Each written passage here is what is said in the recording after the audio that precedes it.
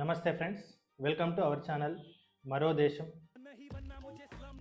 Cockroach Janata party మరియు భారతీయ జనతా పార్టీకి జరిగిన పోరులో గెలిచిందెవరు, ఓడిందెవరు? ఇందులో ప్రజాస్వామ్యం గెలిచిందా, ఓడిందా? మనందరికీ తెలుసు, బోస్టన్ బాబు మే 16వ తారీఖు రోజున కాక్రోచ్ జనతా పార్టీని స్థాపించాడు. సో దాంట్లో భాగంగా మొదటిగా 5 పాయింట్ ఎజెండాలో ఎక్కడ కూడా నీట్ విద్యార్థుల గురించి కానీ యువతరం గురించి కానీ ఎక్కడా కూడా లేదు. అప్పటికే నీట్ ఎగ్జామ్ క్యాన్సిలేషన్ కూడా జరిగిపోయింది మే 12th రోజున. కానీ తర్వాత జరిగిన పోరులో యువతరం గురించి మాట్లాడడం కానీ నీటి గురించి మాట్లాడడం కానీ జరిగింది. దాని తర్వాత ఉద్యమం తీవ్ర రూపం దాల్చింది. సో వాళ్ళ ప్రధాన demands: education minister Dharmendra Pradhan రాజీనామా చేయాలి. సెకండ్ది, నీటి విద్యార్థులకు ఎవరికైతే అన్యాయం జరిగిందో వాళ్ళ కుటుంబానికి నష్టపరిహారం చెల్లించాలి. థర్డ్ డిమాండ్, ఎవరిపైనైతే పోలీస్ కేసులు వేశారో అవన్నీ క్యాన్సిల్ చేయాల్సి ఉంటుంది. ఎలాంటి లీగల్ యాక్షన్, లీగల్ ప్రొసీడింగ్స్ చేయకూడదు. సో ఇవి ప్రధానంగా వాళ్ళ 3 డిమాండ్స్. సో ఈ 3 డిమాండ్స్కి గవర్నమెంట్ ఒప్పుకుంది. ఈ పరంగా చూస్తే కాక్రోచ్ జనతా పార్టీ సాధించిన తొలి విజయం ఇది. ఇందులో ఎటువంటి సందేహం లేదు. వాళ్ళు క్లియర్గా చెప్పింది 3 పాయింట్స్. ఆ 3 పాయింట్స్ కూడా గవర్నమెంట్ క్లియర్గా ఒప్పుకుంది.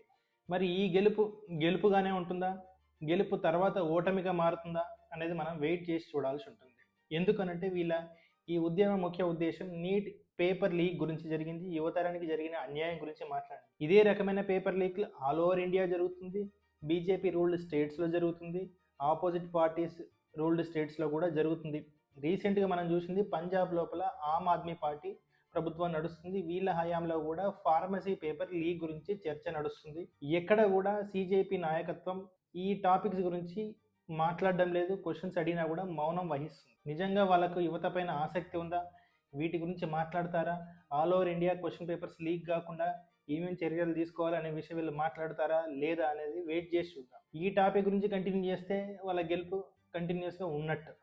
లేదు, ఇంకొక కొత్త మినిస్టర్ని టార్గెట్ చేద్దాం అనే ఉద్దేశంతో కొత్త జనాన్ని పోగు చేసి మళ్ళీ ఉద్యమం స్టార్ట్ చేశారా అంటే గెలుపు ఓటమి కిందనే. ఎందుకంటే స్వార్థపూరితమైన ఉద్దేశం. సో ఈ గెలుపు ఓటమి కిందనే కన్సిడర్ చేయాలి. ఇకపోతే బీజేపీ గురించి గతంలోనే రాజ్నాథ్ సింగ్ గారు చెప్పినట్టు బీజేపీ హయాంలో ఎటువంటి రిజిగ్నేషన్స్ ఉండవు. కానీ ఇక్కడ జరిగింది ఏంటిది? ధర్మేంద్ర ప్రధాన్ రాజీనామా చేయడం జరిగింది.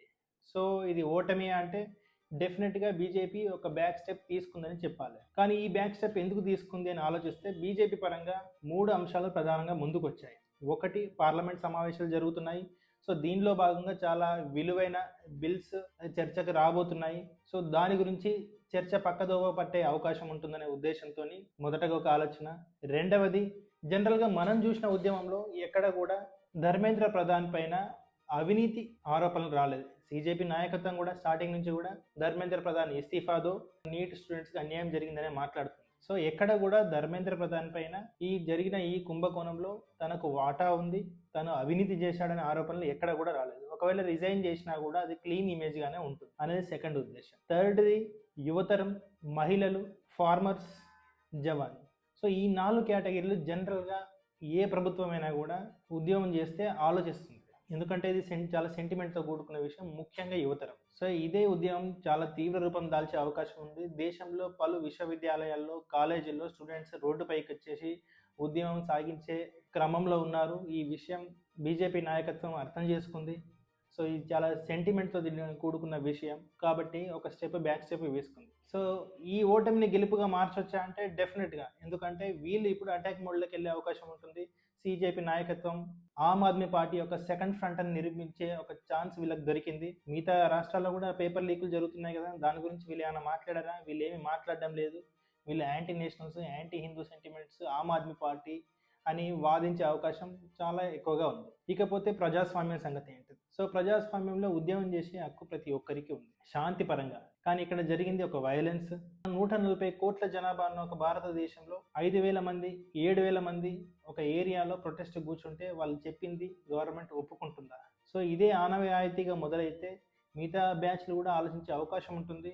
ఇదే విధంగా స్టేజ్ ప్రొటెస్ట్ చేసే అవకాశం ఉంటుంది. ఇదే విధంగా వైలెన్స్ చేసే అవకాశం ఉంటుంది. మరి అప్పుడు గవర్నమెంట్ ఏం చేస్తుంది? ఈ విషయాన్ని గవర్నమెంట్ అర్థం చేసుకోవాలి, ఇదంతా చూస్తున్న ప్రజలు అర్థం చేసుకోవాలి. ఇలాంటివి ఇక ముందు కూడా జరిగే అవకాశం ఉంది. మరి ఒకవేళ జరిగితే వాటిని ఎలా ఎదుర్కోవాలి? ఇలాంటి మరెన్నో న్యూస్ అప్డేట్స్ కోసం చూస్తూనే ఉండండి మన ఛానల్ మరో దేశం. మీ విలువైన అభిప్రాయాన్ని కామెంట్ రూపంలో తెలియపరచండి. ధన్యవాదాలు.